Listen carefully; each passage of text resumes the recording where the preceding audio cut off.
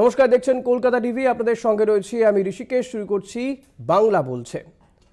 সংসদ প্রায় প্রত্যেক দিনই অধিবেশন হচ্ছেই না, ওয়াকআউট করছে বিরোধীরা এবং সংসদ মুলতবি ঘোষণা করে দেওয়া হচ্ছে। ওয়াকআউট ঠিক নয়, এক্ষেত্রে আদানি ইস্যুতে বিরোধী কংগ্রেস সহ অন্যান্য বিরোধীরা তারা সোচ্চার হচ্ছেন এবং সে কারণে মুলতবি ঘোষণা করে দেওয়া হচ্ছে। যদিও এর অন্য অবস্থান ইন্ডিয়া জোটেরই আর এক শরিক তৃণমূল কংগ্রেসের। তাদের বক্তব্য যে এই একটি মাত্র ইস্যুতেই সংসদ অচল করাতে তাদের মত নেই। তারা চান এই মুহূর্তে দেশের যে সমস্ত জ্বলন্ত ইস্যুগুলো রয়েছে, যেমন মুদ্রাস্ফীতি থেকে শুরু করে বেকারত্ব, মণিপুর, রাজ্যে রাজ্যে যে বিরোধী যে সমস্ত রাজ্যগুলোতে যেখানে বিরোধীরা ক্ষমতায় রয়েছে, যে সমস্ত রাজ্যে সেখানে যে কেন্দ্রীয় বঞ্চনা, এই সমস্ত বিষয়গুলো নিয়ে তারা সোচ্চার হতে চান, আলোচনা চান। কিন্তু কোথাও গিয়ে এই আদানি ইস্যুতে বারবার সোচ্চার হওয়াতে আলোচনায় ভণ্ডুল হচ্ছে, আলোচনা করার সুযোগ পাচ্ছেন না। তাদের বক্তব্য এই যে জনপ্রতিনিধি তাদেরকে পাঠিয়েছে মানুষ ভোট দিয়ে তাদের ইস্যুগুলোকে তুলে ধরার জন্য, কোথাও গিয়ে সেটা করা হচ্ছে না, বারবার অধিবেশন মুলতবি হয়ে যাচ্ছে। এতে কার লাভ হচ্ছে, কেনই বা করা হচ্ছে এবং তৃণমূলের সঙ্গে কংগ্রেসের এই অবস্থানগত পার্থক্য কেন হচ্ছে, এই সমস্ত বিষয়গুলো নিয়েই আমরা আজকে আলোচনা করব। আমাদের সঙ্গে যারা রয়েছেন তাদের সঙ্গে আপনাদের আলাপ করিয়ে দেব। আমার সঙ্গে রয়েছেন বিজেপি নেতা সজল ঘোষ, সজল দা স্বাগত। রয়েছেন রাজনৈতিক বিশ্লেষক বিশ্বজিৎ দাস, বিশ্বজিৎ দা স্বাগত আপনাকে। রয়েছেন কংগ্রেস নেত্রী সুস্মিতা বিশ্বাস, সুস্মিতা দি আপনাকেও স্বাগত জানাবো আমাদের এই অনুষ্ঠানে। আমাদের সঙ্গে তৃণমূল এবং বামেদের পক্ষ থেকেও ইতিমধ্যেই বসেছেন তন্ময় ঘোষ, বাইরে থেকে রয়েছেন আমাদের সঙ্গে, মাফ করবেন, তাপস সিনহা রয়েছেন আমাদের সঙ্গে, বাম নেতা। তাপস দা স্বাগত আপনাকে আমাদের এই অনুষ্ঠানে।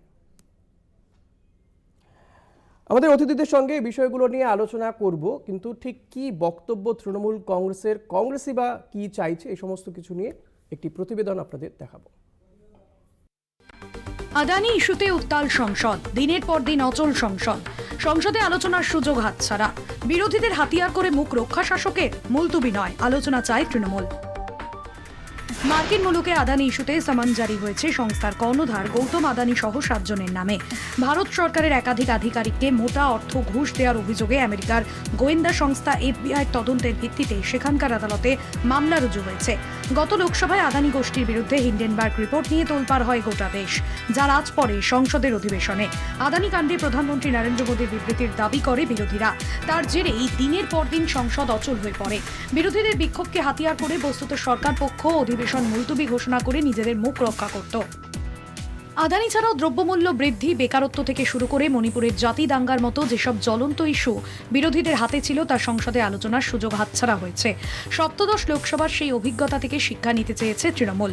তাই চলতি শীত অধিবেশনে বিরোধী দলনেতা রাহুল গান্ধী যখন ইন্ডিয়ার বাকি শরিকদের নিয়ে কেন্দ্রের বিরুদ্ধে আক্রমণ কেন্দ্রীভূত করতে আদানি ইস্যু তুলে নিয়েছেন, তাতেই ভিন্ন মত তৃণমূলের। মহারাষ্ট্র বিধানসভা নির্বাচনে কংগ্রেস মুখ থুবড়ে পড়েছে। এর আগে হরিয়ানাতেও বিজেপির কাছে পর্যদস্ত। একই সময় বাংলায় উপনির্বাচনে নিজেদের আসন দখল শুধু নয়, বিজেপির হাত থেকে একটি আসন কেড়ে নিয়েছে তৃণমূল। স্বভাবতই বিজেপি বিরোধিতায় সাফল্যের প্রশ্নে তৃণমূলের ট্র্যাক রেকর্ডের ধারে কাছে নেই কংগ্রেস। অথচ ইন্ডিয়া বৈঠক থেকে বিরোধীদের সংসদীয় আলোচনায় সেই কংগ্রেসের একচ্ছত্র সিদ্ধান্ত বাকিদের উপর চাপিয়ে দেয় কংগ্রেস। এই প্রেক্ষাপটে তৃণমূলের কৌশল বদল খুবই তাৎপর্যপূর্ণ। আদানির ঘুষকাণ্ড মার্কিন মিডিয়ায় ফাঁস হতেই আসরে নামে কংগ্রেস। বিরোধী দলনেতা রাহুল গান্ধী সরাসরি প্রধানমন্ত্রী নরেন্দ্র মোদীকে আদানি কর্ণধার গৌতম আদানির রক্ষাকর্তা বলে দাবি করেন। তারপরেই কংগ্রেস দলগতভাবে আদানি ইস্যুকে সামনে রেখে মোদীর উপর চাপ বাড়াতে সংসদের অধিবেশনকে কাজে লাগানোর সিদ্ধান্ত নেয়। একই সিদ্ধান্ত ইন্ডিয়া বৈঠকেও বিনা বাধায় পাশ করিয়ে নেন মল্লিকার্জুন খার্গের দল। শীতকালীন অধিবেশনের প্রাক্কালে ইন্ডিয়ার সংসদীয় দলের বৈঠকেও কংগ্রেসের একতরফা সিদ্ধান্ত সায় দেয় বাকি শরিকরা। The Prime Minister is protecting Mr. Adani, and the Prime Minister is involved in corruption with Mr. Adani. This has been clearly indicated. কংগ্রেসের সিদ্ধান্তে শিলমোহর দিতে তৃণমূল অবশ্য সঙ্গত কারণেই ওই দুই বৈঠকে গড়হাজির ছিল। পরে দলের সর্বভারতীয় সাধারণ সম্পাদক অভিষেক বন্দ্যোপাধ্যায় অধিবেশন সম্পর্কে তৃণমূলের অবস্থান স্পষ্ট করেন। অভিষেক বন্দ্যোপাধ্যায় বলেছেন তারা চান অধিবেশন চালু থাকুক। বিরোধীরা অধিবেশনকে যথাযথভাবে ব্যবহারের সুযোগ পান, তাই কংগ্রেস সহ ইন্ডিয়ার অন্য শরিকরা অধিবেশন সরকারের সঙ্গে যে অসহযোগিতার কথা বলেছে তাতে একমত নয় তৃণমূল। লোকসভা সদস্য কাকলি ঘোষ দস্তিদার ও রাজ্যসভার নেতা ডেরেক ওব্রায়েনের মতে সভা সুষ্ঠুভাবে চালিয়ে কেন্দ্রকে তাদের প্রশ্নের জবাব দিতে বাধ্য করা উচিত। আদানি নিয়ে আলোচনার পাশাপাশি বাংলায় কেন্দ্রীয় বঞ্চনার মতো বিষয় নিয়ে সরকারের জবাব চায় তৃণমূল। বিক্ষোভ সামাল দিতে না পেরে সভা মুলতবির ঘটনা আপাতভাবে বিরোধীদের জয় হিসেবে দেখা হলেও আদতে তা শাসকের ফাঁদ। সেই ফাঁদে পা না দিতেই কৌশল বদলে ভোটের ময়দানে থেকে অধিবেশনের কক্ষেও পদ্ম শিবিরকে বিদ্ধে চাইছে তৃণমূল। কলকাতা টিভি। এ বিষয় নিয়ে আমরা আজকে আলোচনা করব। আমি বিশ্বজিৎ দা আপনাকে দিয়ে শুরু করতে চাইবো আমাদের এই আলোচনা। এই যে কংগ্রেস এবং তৃণমূলের যে অবস্থানগত যে ফারাক দেখা যাচ্ছে, সংসদে কে কি অবস্থান নেবে, ইন্ডিয়া জোটের বাকি শরিকরা একরকম ভাবছে বা বলা যেতে পারে কংগ্রেসের সুরে সুর মেলাচ্ছে, বাট তৃণমূল কংগ্রেস ডিফার করছে। তাদের বক্তব্য সংসদ এভাবে অচল করাতে তাদের মত নেই, বরং অন্যান্য ইস্যুগুলো নিয়ে আলোচনা করার সুযোগই পাচ্ছেন না তারা। দেখুন, গণতন্ত্রের কথা যদি বলতে হয়, আমাদের সংবিধান এটা এনশিওর করেছে যে গণতন্ত্রে বিরোধীরা থাকবে। বিরোধীদের ভয়েস বা বিউটি অফ ডেমোক্রেসি যদি বলা যায়, সেখানে বিরোধীদের ভয়েস অত্যন্ত গুরুত্বপূর্ণ। এবার বলি যে বিরোধীদের ভয়েস বলতে আমরা বলছি যে বিরোধীরা মুলতুবি বা ওয়াকআউট এগুলো করতেই পারে, তাতে কোনো অসুবিধে নেই। কিন্তু ভেবে দেখুন, গণতন্ত্রের যে একটা গৃহ বলতে পারেন পার্লামেন্ট, সেখানে আলাপ আলোচনা হবে, তর্ক বিতর্ক হবে। এক দল যা বলবে, শাসক বিরোধীরা তার বিরুদ্ধে তীক্ষ্ণ যুক্তি শানাবে, তাদের ভুল ধরবে, তাদের কোথায় কোথায় সংশোধন করা উচিত বলবে। সেই দিক থেকে সংসদ মুলতুবি করে দিলে বা আলোচনার সুযোগ না দিলে বিরোধীদের তো এই সুযোগ থাকবে না। এখন বিরোধীদের দু ধরনের চাপ রয়েছে। এক হচ্ছে সংসদের মধ্যে শাসক দল ভারতীয় জনতা পার্টির বিরুদ্ধে তাদের যে যুক্তি সাজানো, একই সঙ্গে সেটা ভোট বাক্সে তাদের যে যে অঞ্চলগুলো সংগঠিত সেখানে ভোট বাক্সে কনভার্ট করা যায় কিনা। এবার আসছি ইন্ডিয়া জোটের কথায়, যে আমরা জানি যে ইন্ডিয়া জোটে আমাদের এই রাজ্যে তৃণমূল কংগ্রেসের কথা বলতে গেলে তো এ রাজ্যের কথা বলতে হবে। কংগ্রেস এবং তৃণমূল কংগ্রেসের সখ্যতা কিন্তু খুব একটা নেই। তার কারণ আমরা দেখেছি অবিজেপি জোটের ক্ষেত্রে কংগ্রেসকে প্রাধান্য দিয়ে যে সরকার তৈরি করার ভাবনা চিন্তা রয়েছে, সেখানে নির্ণায়ক শক্তি হয়ে যাচ্ছে আঞ্চলিক দলগুলো, তৃণমূল কংগ্রেস, আপ। এই যে আঞ্চলিক শক্তিগুলো, বিভিন্ন রাজ্যের আঞ্চলিক শক্তি দিনের পর দিন শক্তিশালী হচ্ছে। যত আঞ্চলিক শক্তি শক্তিশালী হচ্ছে, একদিকের যে মানে ক্যাম্প বলতে পারো যে ভারতীয় জনতা পার্টি, অন্যদিকে কংগ্রেস, এই দুটো দিকে কারা যাচ্ছে এবং তাদেরকে নিয়েই তো লড়তে হবে। আমরা দেখেছি ভারতীয় জনতা পার্টি 300 থেকে নেমে নিজেদের আসন 240-এ এসছে। সুতরাং এই জায়গা থেকে আমাদের যে বিচার করার জায়গা, যে ইন্ডিয়া ক্যাম্পের একটা বিরোধ রয়েছে, কিন্তু এই বিরোধটা থাকলে যে অবিজেপি সরকার তৈরি করা যাবে না। তার কারণ কোনো ইস্যুতে এখন বিরোধীদের মূল বক্তব্য হওয়া উচিত, সব বিরোধীদের, শুধুমাত্র তৃণমূল কংগ্রেস নয় বা কংগ্রেস নয়, একই সুরে কথা বলা। আর সেই সুরটা হচ্ছে আলোচনার জায়গা তৈরি করা, বিজেপিকে বা শাসক দলকে বলা যে এগুলো সঠিক নয়, তার বিরুদ্ধে যুক্তি। ওখান থেকে ওয়াকআউট করে গেলে গণতন্ত্রে কিন্তু আমরা যাদেরকে নির্বাচিত মানে প্রতিনিধি পাঠাচ্ছি, তারা আমাদের কথা, আমাদের রাজ্যের কথা তারা বলবে, তো তাদেরকে বলতে হবে। সুতরাং এই সুযোগটাই যদি বন্ধ হয়ে যায়, সম্ভাবনাটাই যদি বন্ধ হয়ে যায়, তাহলে ডেমোক্রেসির দিক থেকে ননটক জাস্টিফাই করা হচ্ছে না বলে আপনার মনে হচ্ছে। আমি তাপস দা আপনার কাছে আসব। এই যে কংগ্রেস এবং তৃণমূল, এবং বলা যেতে পারে কংগ্রেসের সঙ্গে আপনাদেরও মত নিশ্চয়ই রয়েছে, আমরা দেখতে পাচ্ছি সংসদে একমাত্র তৃণমূল কংগ্রেসই এটা বলছে যে সাধারণ মানুষের যেগুলো সমস্যা হচ্ছে, দৈনন্দিন যে সমস্যা, সেই সমস্যাগুলো নিয়ে সোচ্চার হওয়ার সুযোগ থাকছে না, প্রশ্ন করার, সরকারকে প্রশ্ন করার সুযোগ থাকছে না। এই আদানি ইস্যুতে এত সোচ্চার হতে গিয়ে সংসদ মুলতুবি করে দিচ্ছে সরকার পক্ষ। হ্যাঁ, এটা দেখো যে সংসদীয় গণতন্ত্রে পার্লামেন্টের ভেতরে লড়াই এবং বাইরে লড়াই, এটা আছে। তো ভেতরের লড়াইয়ের ক্ষেত্রে বিজেপি সরকার, যদিও মোদী সরকার বলে বিজেপি নেতৃত্বরা বলতেন এতদিন ধরে, প্রথমের দিকটা বিজেপি সরকার বলা হতো, তারপরে মোদী সরকার বিজেপি নেতারা সব এটাই বলতেন। তাদের মূল টার্গেটটাই হচ্ছে যে বিরোধীদের কণ্ঠটাকে রুদ্ধ করা, কতটা কম তাদের বলতে দেওয়া যায়। বিভিন্ন সময় সাংসদদের উপরে যেভাবে অত্যাচার হয়েছে, মিথ্যা মামলা দেওয়া হয়েছে, সাসপেন্ড করা হয়েছে, বের করে দেওয়া হয়েছে, হ্যাঁ, বিভিন্ন সাংসদের উপরে এই ধরনের খাড়া নামিয়ে আনা হয়েছে যাতে সোচ্চার না হতে পারে। এবং যে বিষয়গুলোতে আমরা বিরোধীরা সোচ্চার হয়েছি, পরবর্তীকালে দেখা গেছে যে সেটা মানুষের স্বার্থে। কৃষি আইন নিয়ে আমরা লড়াই করেছিলাম। হ্যাঁ, তাপস দা শুনতে পাচ্ছি। কৃষি বিলটাকে পাস করিয়ে আইনে পরিণত করেছিলেন, সে আইনটাকে প্রত্যাহার করতে বাধ্য হয়েছিলেন ভারতবর্ষের নরেন্দ্র মোদীর জমানায়। এটা আমরা এই সরকারটাকে হটানোর জন্য ইন্ডিয়া ব্লক তৈরি করেছি, সেখানে 27টা রাজনৈতিক দল এখনো পর্যন্ত একসঙ্গে আছে। অনেকে ভেবেছিলেন যে লোকসভা নির্বাচনের পরে বোধহয় এই ইন্ডিয়া ব্লকটা ভেঙে যাবে, সেটা আরো শক্তিশালী হয়েছে। কিন্তু এই ইন্ডিয়া ব্লকের শুরু থেকেই আমরা দেখেছি তৃণমূল কংগ্রেসের অবস্থানটা একটা দোদুল্যমান জায়গায় আছে। ফলে পার্লামেন্টের ভেতরে যখনই বিজেপির বিরুদ্ধে কোনো বিষয়ে ভোট দিতে যাওয়া হয়েছে, তৃণমূল ভোট দিতে দানে বিরত থাকেছে। যখন অন্যরা, আমরা মুলতবির বিরুদ্ধে পার্লামেন্টে আলোচনা করার সুযোগ দিতে হবে, বিজেপি সেই আলোচনার সুযোগ না দিয়ে তারা কখনো কখনো অনির্দিষ্টকালের জন্য মুলতবি করে দেয়। আবার ওয়াকআউট তো এটা একটা তো সাংবিধানিক ব্যাপার, ওয়াকআউট একটা প্রতিবাদের ভাষা, ওয়াকআউট করার সুযোগ আছে। কিন্তু যখন সমস্ত বিরোধী রাজনৈতিক দল তাপস দা, এই যে আপনি একবার বলছেন যে সংসদ অচল করার বিরুদ্ধে, অথচ আপনাদের অবস্থান দেখা যাচ্ছে যে কংগ্রেসের সঙ্গেই রয়েছে। সংসদ তো রোজই অচল হয়ে যাচ্ছে, সংসদের অধিবেশন 5 দিন ধরে হচ্ছেই না সেভাবে, অন্য অন্য কোনো বিষয়ে কংগ্রেসের সঙ্গে থাকবো না কেন? ইস্যুটা দেখতে হবে তো, একটা ভয়ঙ্কর ইস্যু, যে ইস্যুতে নিঃসন্দেহে ভয়ঙ্কর ইস্যু, কিন্তু আদানির বিরুদ্ধে গ্রেফতারি পরোয়ানা জারি করেছে, সেই ইস্যুতে সোচ্চার হতে হবে। আর সেখানে বিজেপির বিরুদ্ধে যখন কোনো বিষয়ে অন্যান্য এতগুলো বিরোধী রাজনৈতিক দল, বিজেপি বিরোধী রাজনৈতিক দল যখন সোচ্চার হচ্ছে, তখন তৃণমূলের কংগ্রেসের ভূমিকাটা প্রত্যাশিত হচ্ছে না। তারা ইন্ডিয়া ব্লকের স্ট্যান্ডটা মানতে হবে।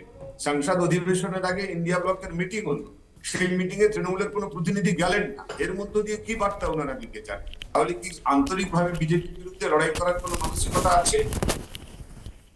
অর্থাৎ আপনার মনে হচ্ছে যে এই বিজেপি বিরোধী আন্দোলনে তৃণমূল কংগ্রেসের যে ভূমিকা, সেই ভূমিকা নিয়ে আপনি একটা প্রশ্ন তুললেন যে আন্তরিকতার কোথাও একটা অভাব দেখতে পাচ্ছেন তৃণমূল কংগ্রেসের মধ্যে, এটা আপনার বক্তব্য। আমি একটু কংগ্রেসের বক্তব্য নিয়ে নেব। সুস্মিতা দি, তৃণমূল কংগ্রেসের বক্তব্য যে বিজেপি বিরুদ্ধে লড়াইয়ে তৃণমূল কংগ্রেসের স্ট্রাইক রেট অনেক ভালো, কিন্তু তাদের মতামতকে কোথাও গিয়ে গুরুত্ব দেওয়া হচ্ছে না, সে কারণে তারা জোটের বৈঠকেও যাননি।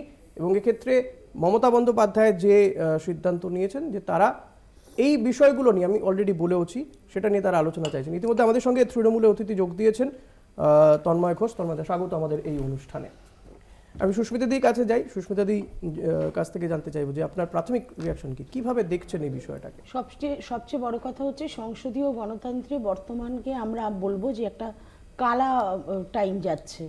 মানে এরকম সংসদীয় গণতন্ত্রকে এইভাবে গলা টিপে হত্যা করা, এইরকম টাইম বোধহয় খুব মানুষ কম দেখেছে।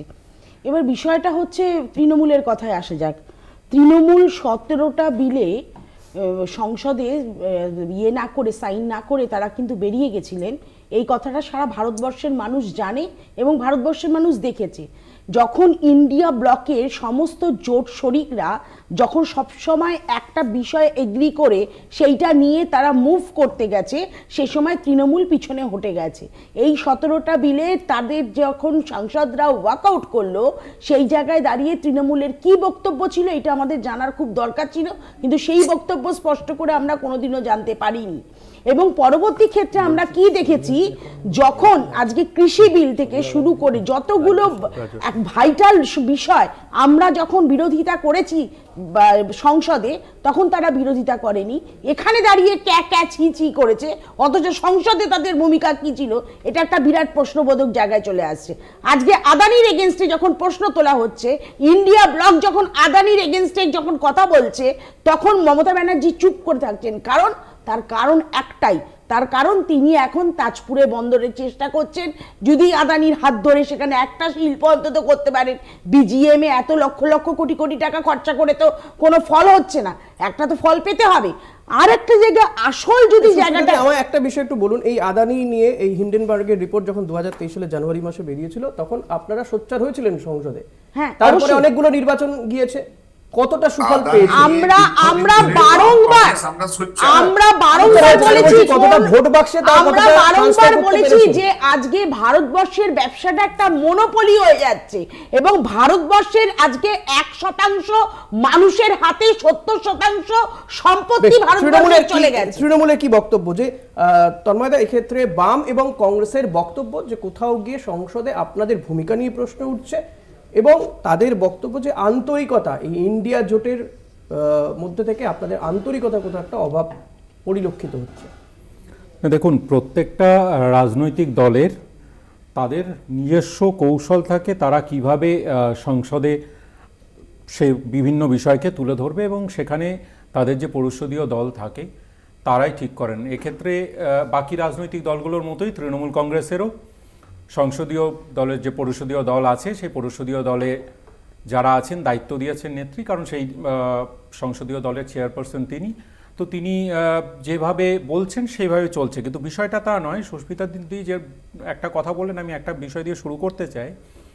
আদানির ইস্যুটা ইস্যুস, সেটা কোনো মানে নতুন করে বলার কিছু নেই। আমাদের বিভিন্ন সাংসদ আপনারা জানেন যে লোকসভা এবং রাজ্যসভাতে এই নিয়ে বিষয়টা তুলে ধরেছে। কিন্তু উনি যে বলছেন তাজপুরের বন্দর বন্ধ হবে কেন? একটা জিনিস ঘটেছে, তার বিরুদ্ধে সোচ্চার হবে, কিন্তু তার সঙ্গে যদি তাজপুরের বন্দর বন্ধ করে দিতে হয় তাহলে ঠিক একইভাবে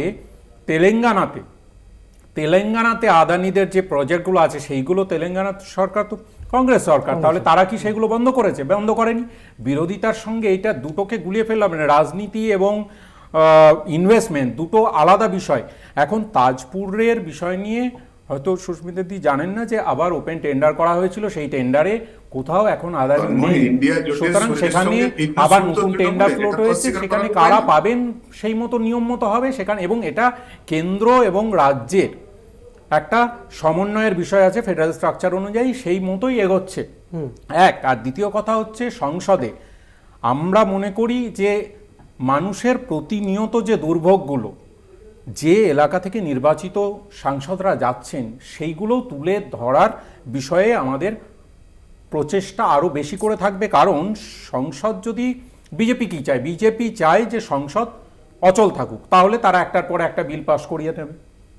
আমরা চাই সেই সুযোগ বিজেপিকে না দিয়ে মানুষের ভোটে আমরা নির্বাচিত হয়ে ওখানে গেছি, তাহলে সেই মানুষের কথাগুলো কোথায় উঠবে? যেমন আদানি একটা ইস্যু, ঠিক তেমনিভাবেই বাকি আরও ইস্যুস আছে, সেই ইস্যুসগুলো তুলে ধরতে হবে। বেকারত্বের ইস্যুস, কর্মসংস্থান, খাদ্য, বস্ত্র, বাসস্থান, লোকাল যে আপনাদের কোথাও মনে হচ্ছে যে এটা আলটিমেটলি বিজেপিকে কোথাও গিয়ে সুবিধে পাইয়ে দিচ্ছে? বিজেপির বক্তব্য কি? সজলদা কি বলবেন? কোথাও গিয়ে কি এই যে বারবার সংসদ মুলতবি হয়ে যাচ্ছে কংগ্রেস বা তৃণমূল ছাড়া বিরোধীদের যে অবস্থান, তাতে আপনাদের কিছুটা সুবিধা পাইয়ে দিচ্ছে? না, এদের এইসব নিয়ে আমাদের সুবিধা অসুবিধা কিছু নেই। সভা মুলতবি করতে সংসদের প্রশ্নের মুখে পড়তে হচ্ছে না শাসক দলকে। আরে সংসদ তো প্রশ্ন উত্তরেরই জায়গা, কিন্তু পড়তে হচ্ছে না, প্রশ্ন করার জায়গাটাই হচ্ছে না। না, সেটা কথা নয়। প্রশ্নের উত্তর না দিলে মানুষ জানবে কি করে? দেশের মানুষ জানবে কি করে? আজকে কংগ্রেস লাফাচ্ছে ঘুষ কাণ্ডে, আর তাপসদারা কংগ্রেসকে সাপোর্ট দিচ্ছে। রাজীব গান্ধীকে বোফোর্সের চোর বলে ভারতবর্ষটা ছিল না, বাংলা, ত্রিপুরা, কেরালার দেয়াল তো ভরিয়ে ফেলেছিল। রাজীব গান্ধী সুটকেস করে টাকা টেনে নিয়ে চলে যাচ্ছে, ভুলে গেছে? নাকটাকে লম্বা করে বোফোর্সের নল বানিয়ে দিয়েছিল। পরবর্তীকালে রাজীব গান্ধী বেকসুর খালাস পেয়েছিলেন, আবার এরা এখন মিলে গিয়েছে, এখন একসাথে মিলে আরেকজনকে বলছে তুই ঘুষখোর। এই যে ক্যারেক্টারটা, এটা তো ফার্স্ট বন্ধ হওয়া দরকার। আমি আপনাকে বলছি, কংগ্রেস সিপিএম এত তখন রাজীব গান্ধীর বিরুদ্ধে অভিযোগ তুলেছিলেন, ভারতবর্ষে বোধহয় এত বড় বিপ্লব কেউ করেনি। মুশকিল হচ্ছে তখন মমতা দি আবার কংগ্রেসের সাথে ছিলেন, আমরাও কংগ্রেস করতাম, সেটা কথা নয়। হ্যাঁ, মমতা দি যখন কংগ্রেসের সাথে ছিলেন, কিন্তু সিপিএম এই টিভিতে না বসলে সিপিএম আছে জানাই যেত না। তাপস দা, আমার জানা নেই, জিজ্ঞাসা করছি, লোকসভায় আপনারা কত? না, লোকসভায় আপনারা কত? সিপিএম আছে, সিপিএম একটা জাতীয় দল। না, জাতীয় দল ঠিক আছে। দাদা, আমি বলিনি জাতীয় দল, জাতীয় পশু কিছু বলিনি। আমি জিজ্ঞাসা করছি, আরে দাদা, আমি জিজ্ঞাসা করছি লোকসভায় আপনারা কত? ওরে মারে বাবা, আমি জিজ্ঞাসা করছি লোকসভায় কত? ওই দেখো, লোকসভায় কত? 0 না 0-র উপরে। আমি জানি না, যারা লোকসভাতে বলার সুযোগ পায়নি যে কথাগুলো, সেগুলো এখানে বলে কি লাভ? মানুষ আপনাদের, দেখুন তাপসদা, আপনার সময় আমি বিরক্ত করিনি। তাপসদা 1 ঘন্টার শো, বাকি সময় আপনি পারবেন না টিকতে। আমি আপনাকে রেসপেক্ট দিয়ে বলছি। ময়দানে সর্বত্র আছি আমরা দাদা, মাঠে ময়দানে থাকলে কি সব জায়গায় শাসক দলের সঙ্গে বোঝাপড়া করে চলতে হয় না। এখন তোমার দলের অভ্যন্তরেই আলোচনা হচ্ছে, তোমরা বোঝাপড়া করে চলছো। তৃণমূল কতটা তোমাদের সুবিধা পাইয়ে দিতে পারে, তোমরা কতটা তৃণমূলকে রক্ষা কবচ দিতে পারো, এটা তো সারদা থেকে আজ অব্দি দেখা যাচ্ছে। এবার থামতে বারবার কি নেবেন? ভিক্টোরিয়া মেমোরিয়াল হল, মনুমেন্ট কি চাই বলুন আপনার? সমস্ত একটু বলতে দিন। আরে মশাই, বাকি সময় বলতে দেব না কিন্তু। একটা সেকেন্ড আসবো আমি আপনার কাছে। রাজনীতিতে অস্তিত্ব নেই, যেখানে দাঁড়ায় সেখানেই জামানত যায়, তাহলে তো বড় বড় কথা বলবে টিভিতে বসে। আরে আপনাকে রেসপেক্ট দিয়েছি, নষ্ট করছেন আপনি। পার্লামেন্টে জায়গা নেই, একটু টিভিতে বসে চাটাচ্ছে।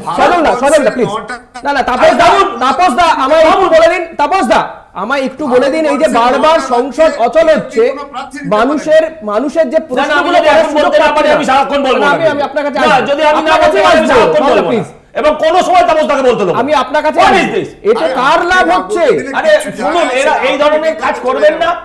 আমি আপনাকে অনুরোধ, তাপসদা আপনি রাজনীতি অনেকদিন করেন,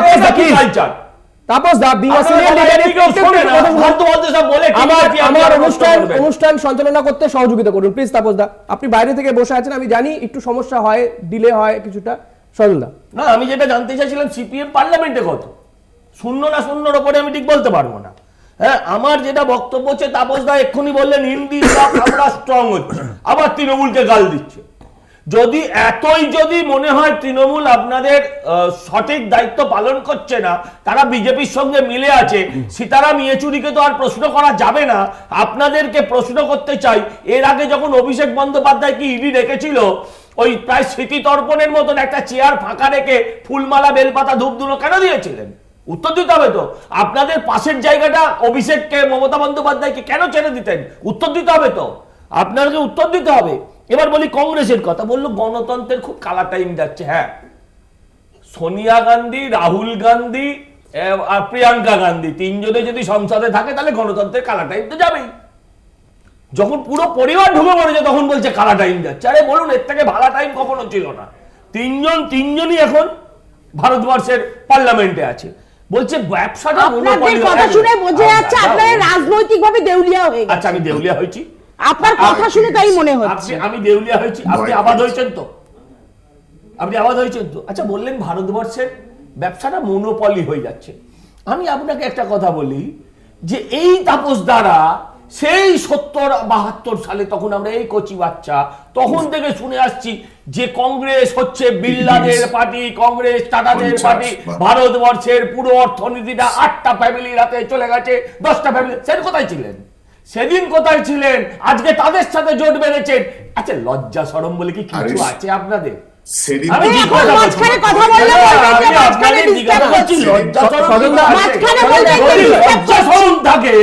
যারা আপনাদের নেত্রী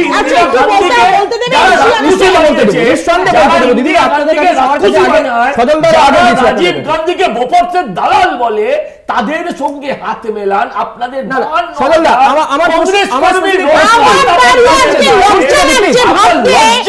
সেই সজলদা যে কিনা কংগ্রেসটা করতো, যাকে আজকে পরিবারতন্ত্র বলে ইন্দিরা গান্ধী, রাজীব গান্ধীর নামে কলঙ্ক ডেকে নিয়ে আসে বিজেপি, যে বিজেপি কলঙ্ক ডেকে নিয়ে আসে, সেই বিজেপি আপনি যে করছেন, সেইটা ভাবলে আমার লজ্জা লাগে।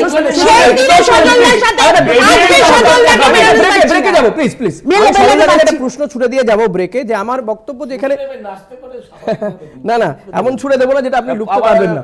কল্যাণ বন্দ্যোপাধ্যায় মতো বোতল ফতল ছুড়ে দিলেন, আপনি লুকতে পারবেন না এমন বল দেবো না। আমার বক্তব্য যে এই বললে কেন আদানি ভূত দেখছে শাসক দল, এটাও তো একটা বড় প্রশ্ন। এই প্রশ্নের উত্তর নিঃসন্দেহে আপনি দেবেন আশা করবো। একটা ছোট্ট বিরতিতে যাব, বিরতির পর ফিরে আসছি, সঙ্গে থাকবেন।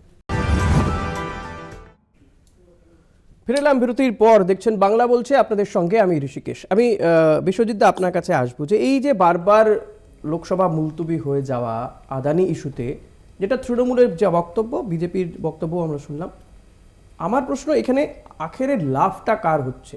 শাসক দলের? আখেরে লাভ হচ্ছে বিজেপির।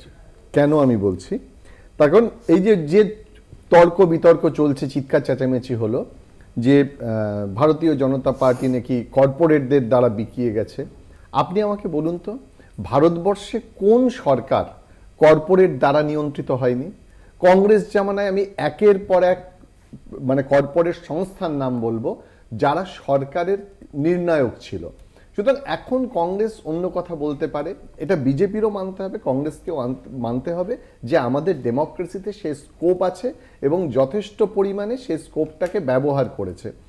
আমরা নির্বাচনের আগেও দেখেছি ইলেকট্রাল বন্ডস নিয়ে অনেক কথা হয়েছে। আমি এবার চলে আসি আপনার প্রশ্নে সরাসরি। আপনি বললেন যে এই যে স্ট্র্যাটেজিটা কি, দুটো জিনিস মনে রাখতে হবে। এইবার লোকসভা নির্বাচনে বিজেপি জোটের ফল যে খারাপ হয়েছে তুলনামূলকভাবে গতবারের থেকে, সেখানে বিরোধীদের আরো একবার যাচাই করে নেওয়া যে বিরোধী শক্তি এক আছে কিনা, ইস্যু ভিত্তিক আন্দোলনে তারা যাচ্ছে কিনা। অর্থাৎ ভারতীয় জনতা পার্টি যে বিষয়গুলো নিয়ে আলোচনা করবে, যে বিষয়গুলো পার্লামেন্টে তুলবে, সেই বিষয়গুলোতে বিরোধীরা কোন জায়গায় দাঁড়িয়ে আছে দেখা এক। দ্বিতীয় কথা, যে অন্যান্য বিরোধী জোট যেটা ইন্ডিয়া জোট, যেটা সেই ইন্ডিয়া জোটে তৃণমূল কিন্তু নাড়া দিয়ে দিল, বলল আমরা চাই যে মানুষের আলোচনা হোক, যা সিদ্ধান্ত হবে পরে এই আলোচনা হোক। এই জায়গায় কংগ্রেস এবং তৃণমূল সমান্তরাল একটা জায়গা তৈরি করলো। কংগ্রেসকেও ভাবতে হবে, কংগ্রেস যদি আঞ্চলিক দলকে রেসপেক্ট করতে না পারে তাহলে আগামী দিনে এই অবিজেপি জোট বা ইন্ডিয়া জোট চালানো কঠিন হবে। আর এদিকে তৃণমূল কংগ্রেস চাইবে তারা নির্বাচিত প্রতিনিধি যে কোনো বিষয়ে সংসদে আলোচনা হোক। আমি একজন মানুষ যেটা গণতন্ত্র পছন্দ করি, আমার মনে হয় যে সংসদে আলোচনার স্কোপ থাকা উচিত, আলোচনা করা উচিত, বিরোধীরা আলোচনা করবে। যদি বিজেপির পাতা এই ফাঁদে পা দিয়ে দেয় তাহলে তো কোনোদিনই আলোচনা হবে না। পাতা ফাঁদে পা দিয়ে দিচ্ছেন সুস্মিতা দি আপনারা? একটু বলতে দিতে হবে। হ্যাঁ, অনেকগুলো কথা উঠে এসেছে, একটুই বলতে দেবো প্লিজ। হ্যাঁ, মানে তার মধ্যে হচ্ছে প্লিজ যে প্রথম কথা হচ্ছে আমাদের দাবিটা ছিল, প্রথম আমরা তিনটে জিনিসকে পয়েন্ট আউট করেছিলাম। এক নম্বর হচ্ছে আদানি ইস্যু, আর দ্বিতীয় নম্বর হচ্ছে মণিপুর ইস্যু, এবং তৃতীয় নম্বর হচ্ছে ওয়াকফ বিল। আর বাংলাদেশটা কে বলবে? একটু বলতে দিতে হবে।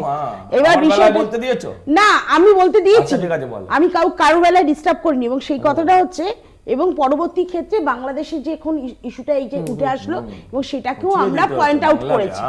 এবং সেই জায়গায় দাঁড়িয়ে বিজেপি কিন্তু কোনো রকম কোনো আলোচনায় আসতে চাইছে না, শাসক দল।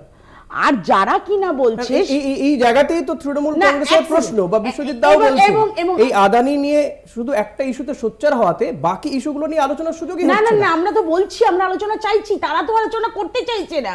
তারা এই আলোচনাগুলোতে আমরা হাইলাইট করে দিচ্ছি যখন তখন এই বিষয়গুলোর উপরে, তখন এই বিষয়গুলোর উপরে পুরো পার্লামেন্ট হবে। আর বিজেপি বলছে হট্টগোলের কথা, বিজেপি বলছে হট্টগোলের কথা। ইউপিএ গভর্নমেন্ট থাকাকালীন বিজেপি যেইভাবে সংসদে হট্টগোল করেছে, দিদি এটা করেছিল তাই আমি করছি, ছোট বাচ্চাদের খেলা হয় না। আপনারা তো শতাব্দী প্রাচীন দল, তার একটা দায়বদ্ধতা ওদের দুর্নীতিগুলো মনে করাচ্ছে। এফবিআই, আধার কার্ড, প্রত্যেকটা বিরোধী দলের তো একটা দায়িত্ব রয়েছে। এক সেকেন্ড, আধার কার্ড নিয়ে কি করেছে বিজেপি? এক সেকেন্ড, না এক সেকেন্ড দিতে পারবো। আধার কার্ডের বিরোধিতা করেছিল, আধার কার্ডের বিরোধিতা করেছিল, আধার কার্ডের বিরোধিতা করেছিল বিজেপি। একটু আর্কাইভটা বের করতে বলুন, একটু বের করতে বলুন। আর সবচেয়ে বড় কথা যে তৃণমূল তো দাদন নিয়েছে বিজেপির কাছ থেকে, যে কি করে দেখা যাচ্ছে আপনাদের স্ট্র্যাটেজি বিজেপিকে হেল্প করছে।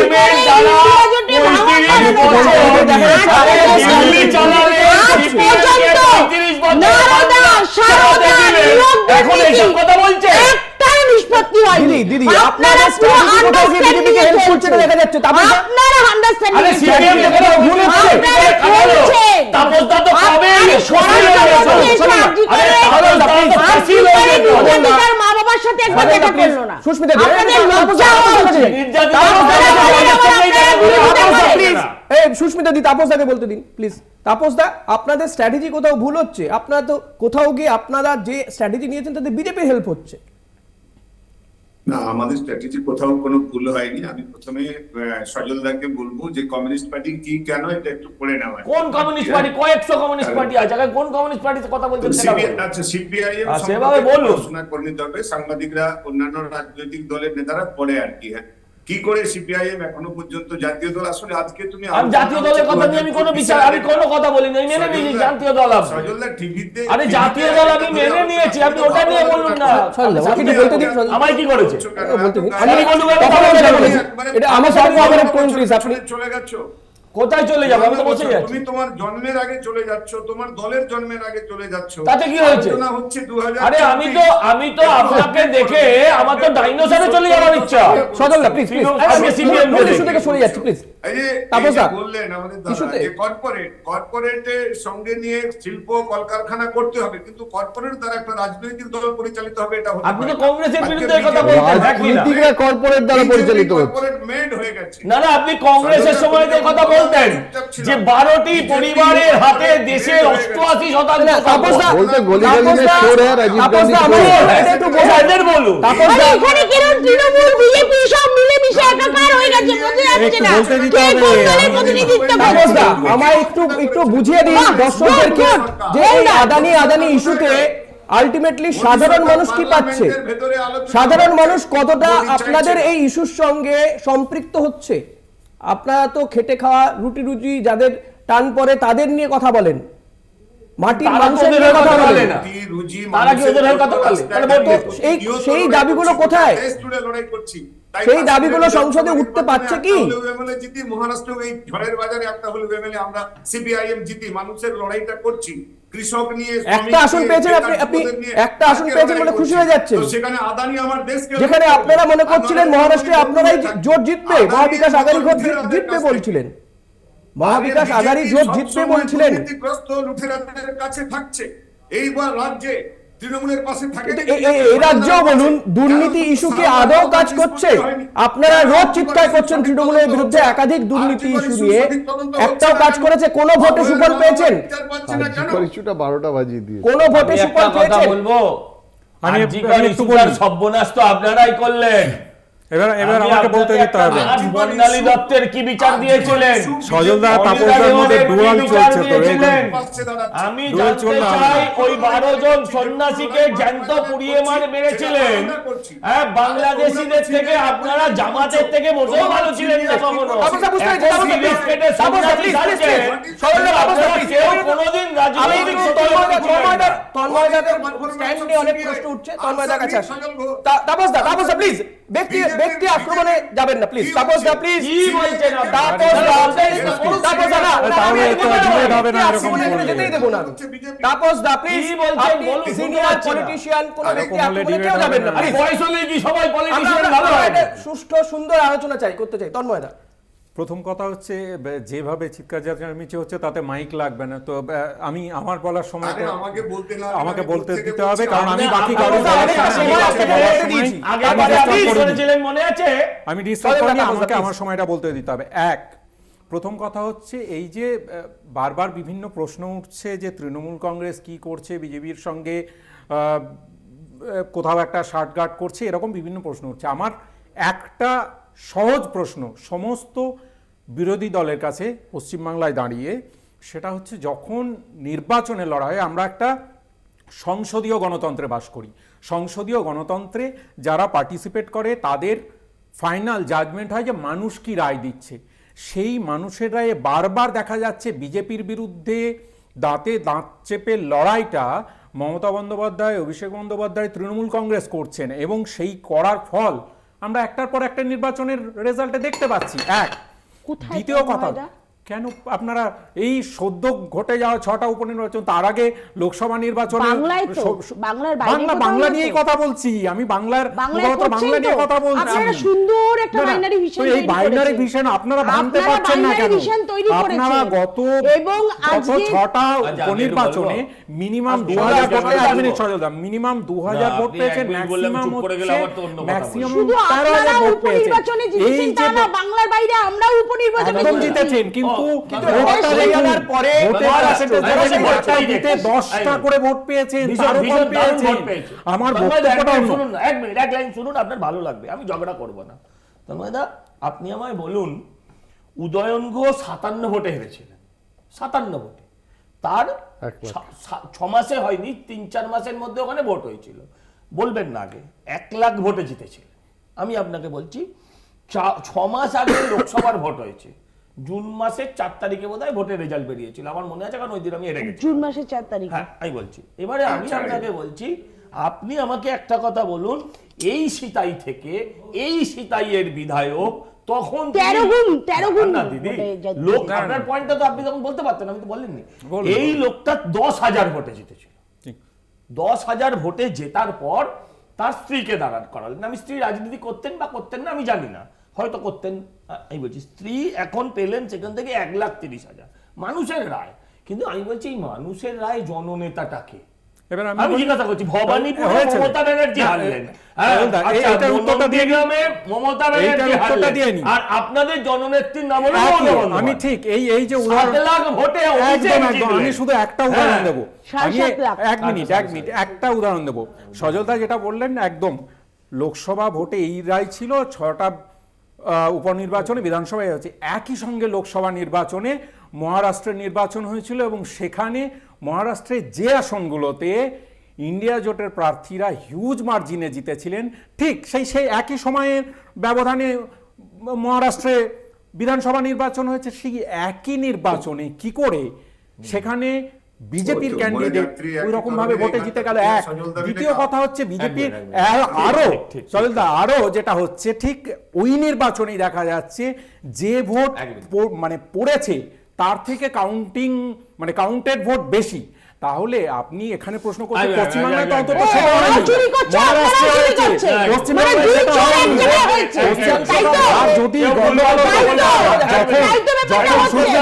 সুস্মিতাদি যখন সাগর টিকিট জিতে ছিলেন তখন তো এই প্রশ্নটা তোলেন কি করে তাহলে সাগর টিকিট ফেয়ার হয়েছে, মানে আপনারা জিতলে ফেয়ার হয়েছিল, আপনারা জিতলে ফেয়ার ছিল, আর এখন ফেয়ার নেই।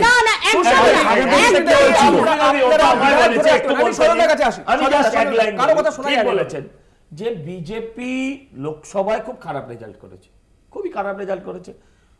সেই লোকসভায় এরকম আপকিবার 200 পার বলতে 400 পার বলতে গিয়ে পারিনি, ফেল হয়ে 200 হয়েছে, ওখানে 200 ক্রস করে চলে গেল কি করে?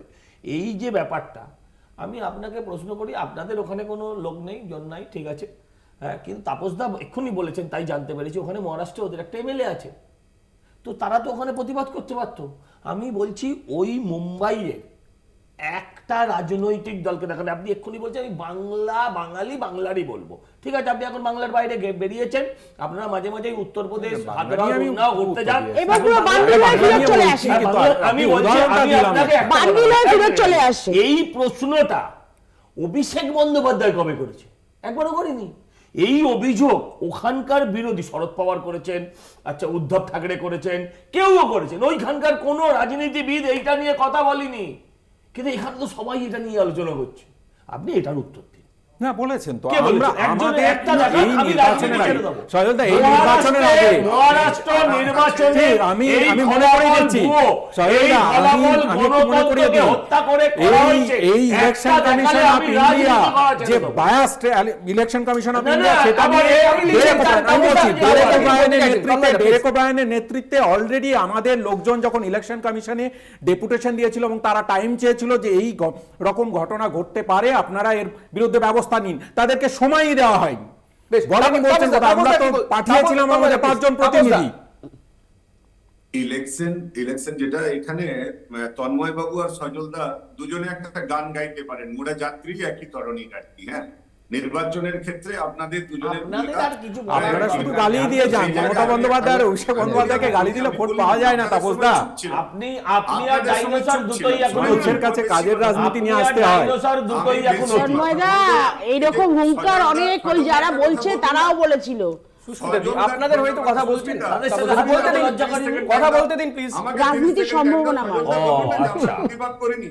মহারাষ্ট্রে কিভাবে নির্বাচন হয়েছে, নির্বাচন কমিশনের কি ভূমিকা ছিল, প্রতিদিন একবার করে নির্বাচন কমিশনকে জানানো হয়েছে এবং ইন্ডিয়া ব্লকের পক্ষ থেকে শারদ পাওয়ার, অশোক ধাউলেরা যে যে দাবিগুলো জানিয়েছে তার সবকটা কপি আমার কাছে আছে। আমি আফটার দিস এই শোটার পরে আমি সবকটা আমি কলকাতা টিভির কাছে পাঠাচ্ছি, সচেতনতার কাছেও পাঠাচ্ছি যে আমরা প্রতিদিন 20 কোটি টাকা, নির্বাচনের আগে একজন বিজেপি সাংসদ ধরা পড়লো একটা হোটেল থেকে 20 কোটি টাকা কোথায় কেন নিয়ে ঘুরে বেড়ায়? মুশকিল, তো সব ভোটের আগের কথা বলছেন, ভোটের পরে কোথায় অভিযোগ করলেন যে এই ভোটটা পাবলিকের ভোট নয়, এই ভোটটা লুটের ভোট। এটা একবারও বলেছেন দাদা? ও দাদা, একবারও বলেছেন এই ভোটটা সিপিএম যেভাবে এখানে লুট করতো সেইভাবে ওখানে বিজেপি ভোট লুট করেছে, এই কথাটা কি একবারও বলেছেন? মহারাষ্ট্রের মানুষের ভোট হয়নি, মহারাষ্ট্রের ভোট বিজেপি জোর করে লুট করেছে, কথা কি কখনো বলেছেন? তাপসদা, এই আদানি নিয়ে তো আপনারা মহারাষ্ট্রেও সোচ্চার হয়েছিলেন ধারাবি বস্তি নিয়ে, কিন্তু মানুষের রায় তো আপনাদের দিকে গেল না। যেসব সবজি আমি খালি একটা ইনফরমেশন আমি বিশ্বজিৎ আপনার কাছে আসবো। একটু একটা কথা বলবো, চেষ্টা করবো ছাড়া তোমরা বাঁচবে না। তাই আদানি ইস্যুতে তোমরা এত আপনারা গোয়েঙ্কা, হর্ষনিয়টিয়া এদের ছাড়া কি আপনি বেঁচে ছিলেন নাকি পশ্চিমবঙ্গে? আরে আপনারা তো নিজের ঘরে শিল্পপতি চন্দন বোস তৈরি করেছিলেন, আবার বলে বড় বড় কথা। আরে আপনাদের, আমি বলছি শোনেন না, আপনাদের নিজের ঘরের শিল্পপতি তৈরি করেছিলেন চন্দন বোস, এর থেকে বড় আবার শিল্প কি ছিল? জ্যোতি নন্দন চন্দন। তাপসদা, বুঝতে পেরেছি আপনার বক্তব্য, বুঝতে পেরেছি।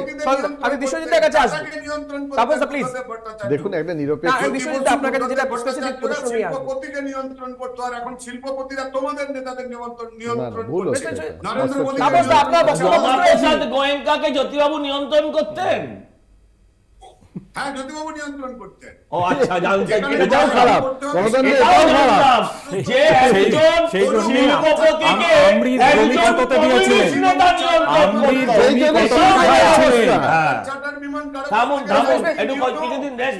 জ্যোতিবাবু কোন শিল্পপতির কাছ থেকে 1 টাকা গিফট নেননি, তোমাদের এরোপ্লেন গিফট নিচ্ছ। পুরোটাই চন্দনবাবু আরে সব চন্দনের অ্যাকাউন্টে যেত। আপনি পাননি এটা জানি, চন্দন বাবু পেতেন। তাপস, আপনি স্যার বিশ্বজিতের কাছে আসুন। আপনি সর্বহারা তখন, এখন দুঃসময়। সজলদা, আমি বিশ্বজিতের কাছে আসি। বিশ্বজিৎদা, যে আরো যেটা বক্তব্য, যে আমরা এ রাজ্যের ক্ষেত্রেও দেখেছি যে এ রাজ্যের বর্তমান শাসক দলের বিরুদ্ধে একের পর এক দুর্নীতির অভিযোগ করা হচ্ছে, শিক্ষক নিয়োগ থেকে শুরু করে কয়লা, গরু, রেশন দুর্নীতি, বিভিন্ন দুর্নীতির ইস্যু সোচ্চার রয়েছে সমস্ত বিরোধী দলগুলো, বাম, কংগ্রেস, বিজেপি ইনক্লুডিং। তো দেখা যাচ্ছে ভোটে রেজাল্ট হচ্ছে শাসক দলের পক্ষে এবং বিরাট ফারাক হয়ে যাচ্ছে বিরোধীদের থেকে। এখন বিরোধীরা কেউ কেউ বলছেন যে সন্ত্রাস করে ভোট হচ্ছে, শাসক দলের বক্তব্য যে কেন্দ্রীয় বাহিনী, কেন্দ্রীয় নির্বাচন কমিশন, তাহলেও কি করে তাদের পারে। আমার বক্তব্য এখানে যে দুর্নীতি ইস্যু আদৌ কি সাধারণ মানুষের এই ভোটকে নিয়ন্ত্রণ করতে পারে, নাকি নিয়ন্ত্রণ হয়েছে এই দেশে এখনো পর্যন্ত? কোনোদিনই পারে না। শুধু পশ্চিমবঙ্গে নয়, কোনো রাজ্যে ভারতবর্ষের দুর্নীতি ভোটের নির্ণায়ক হয়েছে এমন হয়নি। কোনো সরকারের ক্ষেত্রে হয়নি, কোনো রাজ্যেও হয়নি, সে তাপসদাদের সময়ও হয়নি। সুতরাং একটা জিনিস মনে রাখতে হবে, যখন একজন ভোটার ভোট দিতে যায়, বোতামটা টেপে তার মাথায় একটা ইস্যু থাকে। এ রাজ্যে বা সারা ভারতবর্ষে এখন ইস্যুগুলো পাল্টেছে, সমাজ কল্যাণমূলক প্রকল্পে স্থানান্তরিত হচ্ছে। অর্থাৎ লাডলি বেহনো, লক্ষ্মীর ভান্ডার, এই একাধিক নামে যে প্রকল্পগুলো আসছে, সরাসরি টাকা পাঠানো অ্যাকাউন্টে। সহজ ভাষায় বলি যে আমরা কি পাচ্ছি ভোটার হয়ে, আমি যে শাসক একদম ভোটার কিন্তু দেখুন, আপনি ভাবুন, গ্রামের একজন ভোটার, সে কিন্তু এই দুর্নীতিতে যে তার ছেলের চাকরি হবে না এটা সে ভাবে না। সে ভাবে মাস গেলে তার অ্যাকাউন্টে কত টাকা ঢুকছে, তার পরিবারে কজন এই সেবা পাচ্ছে। শুধু পশ্চিমবঙ্গে না, সব জায়গায়। আমি একেবারে শেষ করব এই জায়গাটায় যেটা নিয়ে দ্বন্দ্ব হচ্ছিল, যেখানে তাপসদা বললেন সজলদা এবং তন্ময়দাকে একই তরণীতে দেখতে পাচ্ছে। আমি কিন্তু এই কর্নার থেকে বসেছি বলে তাপসদাকেও দেখতে পাচ্ছি ওই তরণীতে। কারণ কেশপুরে সুশান্ত ঘোষের সময় একটা বুথে নির্বাচন কমিশনের হিসেব 572 ভোট, 572 ভোটই বামেরা পেয়েছে, এবং পরবর্তীকালে ওই বুথে যখন তৃণমূল এসছে 729 ভোট, 729 ভোট তৃণমূল পেয়েছে। এই হচ্ছে ডেমোক্রেসি। সুতরাং এইসব বলে হবে না, ক্ষমতা যেখানে থাকে তারা ভোট করাই সেভাবে। গুরুদাস দাশগুপ্ত যখন নির্বাচনে দাঁড়ায়, তখন সেখানে সরুই বুথে আমরা ওই কেশপুরে 2টো ভোট পেয়েছিলাম। বিক্রম সরকার জিতেছিলেন, আমরা 2টো ভোট পেয়েছিলাম। আরে যেখানে 572টায় 572টা পেয়েছিলেন, কেশপুরে আপনাদের আপনারাই বলবেন না, না, কি? কেশপুরে কি ছিল তাহলে আমরা আপনাদের? চলে যাই উঠে। আপনার কি নাম? কেশপুরে আপনাদের এমএলএ কে ছিল দাদা তাপস দা? নন্দরানী ডাল। নন্দরানী দল, মনে হবে। হ্যাঁ, কত ভোট পেয়ে জিততেন?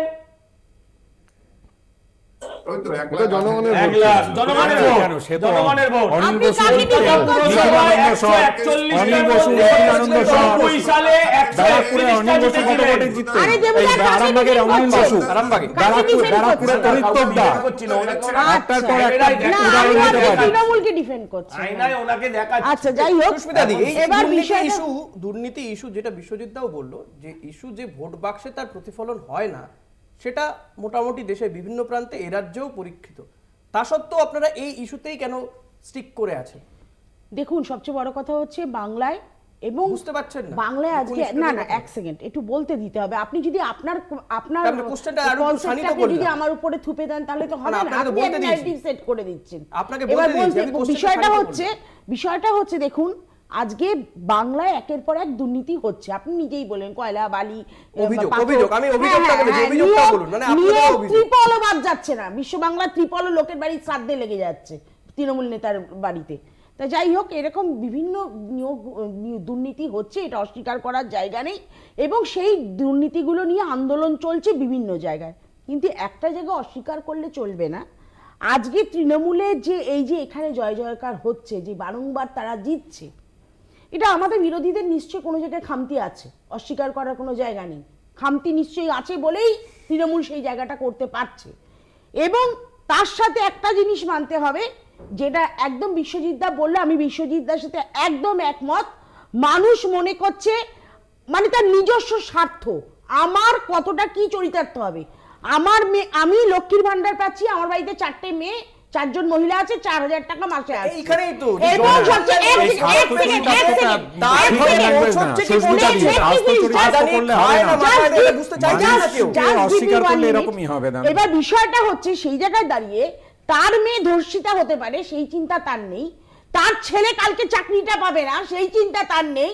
ক্ষুদ্র থেকে ক্ষুদ্রতর স্বার্থে, সুস্মিতা দি, মানুষকে এইভাবে ছোটভাবে দেখবেন না, তাহলে মানুষ কিন্তু ওই রকমই রায় দেবে। মানুষের পাশে না থাকলে নিজের পারসেপশনটা মানুষের উপর চাপাবেন না, সুস্মিতা দি। তাহলে মানুষ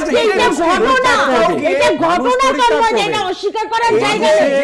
আমি যখন বললাম আমরা কোনো জায়গায় আমাদের কমতি আছে, ঠিক আছে, মানুষকে সম্মান দিতে শিখুন। মানুষ আসলে এত বোকা নয়, মানুষ কিন্তু সঠিক সময় সঠিক সিদ্ধান্ত দিদি, নেন। আপনারাও তো দেখেছেন কর্ণাটকে যে এই লক্ষ্মী ভান্ডারে আদলে প্রকল্প করে তার সুবিধা পেয়েছেন আপনারা। সে তো কত আগে রাজস্থানে আমরা করেছিলাম লাডলি ব্যান, আমরা প্রচুর আগে করেছি, আমরাও করিনি কেন? প্রচুর আগে কবে? আমরাও প্রথম করেছি।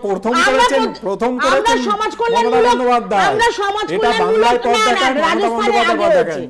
সমাজ মমতা কল্যাণমূলক, বন্দ্যোপাধ্যায় সেটা জানাতে পারেননি। সমাজ কল্যাণমূলক ইউপিএ সরকারের আমলে কম ছিল। আজকে ম্যাক্সিমাম যেই সব আজকে কেন্দ্রে যেই প্রকল্পগুলো ছিল, আজকে এখানে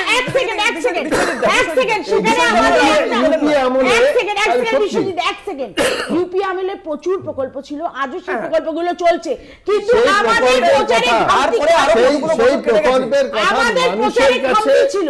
মানুষের কাছে বলছি তো, পৌঁছানো প্রচারে যায় না। না পৌঁছে শুধু যদি তাই মানুষ নয়, প্রচারে এই যে কথা বলে, ছিল। একটু আগে আধার কার্ডের কথা বলছিল না, খারাপ করেছে, যখন নন্দন হবে না। নীলকণিকে দায়িত্ব দেওয়া হয়েছিল, প্রচারে কমতি ছিল আমাদের। কংগ্রেস থেকে দায়িত্ব দেওয়া হয়েছিল নন্দন নীলকণিকে, আমরা চাই বিরোধীরা নন্দন শক্তিশালী হোক। নীলকণিকে কংগ্রেস দায়িত্ব দিয়েছিল যে ইউনিক আইডেন্টিফিকেশন কার্ড করার জন্য, কিন্তু কংগ্রেস তখন করাতে পারেনি। পরবর্তীকালে বিজেপি কিন্তু নন্দন নীলকণিকে দিয়ে এই আধার কার্ডের প্রকল্পটা এবং আলটিমেটলি সেটা এক্সিকিউট করে। সুতরাং ভাবনাটা তাদের ছিল, এটা বলা অসুবিধা নেই।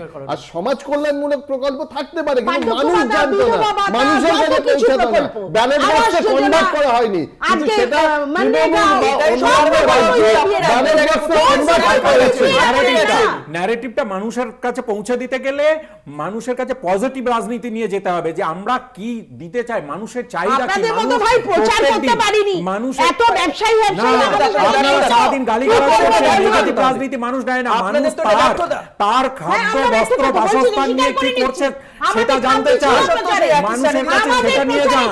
আমরা চাই আপনারা কিছু ভোট পান, আমরা চাই আপনারা বিরোধী দল শক্তিশালী হন, গণতন্ত্রের প্রয়োজন, কিন্তু সেটা পাচ্ছেন না। আমরা তো ভোট করে দেবেন আপনাদের।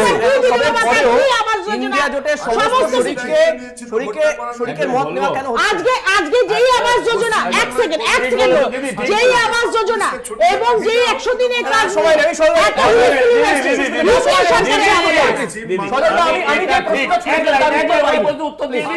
আমি বলছি তাপসদা বকেই যাচ্ছে, থামতে শিখলো না। আমার বক্তব্য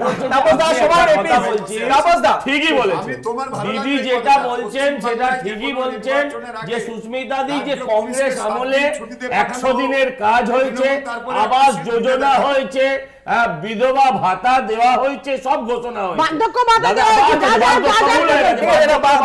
কিন্তু মানুষকে পেতে দেখিনি, মানুষকে পেতে দেখেছি। কাজের টাকা যখন কেন্দ্র বন্ধ করে রেখেছে তখন শুধুমাত্র তৃণমূল কংগ্রেস লড়েছে, আপনারা সংসদে তাই নিয়ে কথা বলেন, আমরা পেয়েছি, আপনারা পাননি। রেবন্ত রেড্ডি আজকে 100 কোটি টাকা আদানির কাছে ফেরত দিয়ে দিয়েছে, ইয়ং স্কিল এন্ড ডেভেলপমেন্টের যে প্রকল্প চালু হওয়ার কথা ছিল। সুস্মিতা দি, আর সময় নেই, আজকে অনুষ্ঠান শেষ করতে হবে। অনেক ধন্যবাদ দিদিকে, বিশ্বজিৎ দা আপনাকেও ধন্যবাদ, সজল দাকে ধন্যবাদ তন্ময় দাকে, তাপস দাকে অনেক ধন্যবাদ আপনাদেরকে সময় দেওয়ার জন্য। নিঃসন্দেহে আমাদের দিক দিয়ে নজর থাকবে যে আগামী দিনগুলোতে, আগামী সপ্তাহ থেকে যে সংসদ যাতে ঠিকঠাকভাবে চলে, যাতে বারবার এইভাবে অচল না হয়, সচল হয়, এবং মানুষের প্রশ্নগুলো যাতে সাংসদরা তুলে ধরতে পারেন, বিরোধী দলের সাংসদরা, শাসক দলের সাংসদরা, সেদিকে আমাদের নজর থাকবে। আর আপনাদের নজর থাকুক কলকাতা টিভির পর্দায় রাত দিন 7 দিন।